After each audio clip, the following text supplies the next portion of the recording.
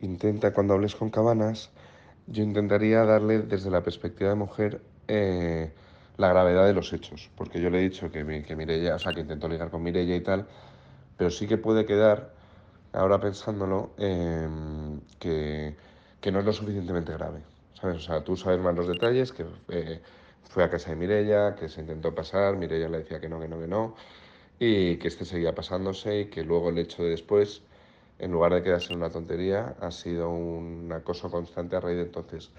Pero yo recalcaba que no estuvo ligando con ella en un bar, ¿sabes? Que no, que sino que fue violento, ¿vale? Que yo no se lo he, yo no se lo he trasladado así, pero vamos, que se lo digas tú como mujer y sobre todo cómo se siente una mujer al esto, porque yo la verdad que si me tira los trastos veces no, no reaccionaría igual.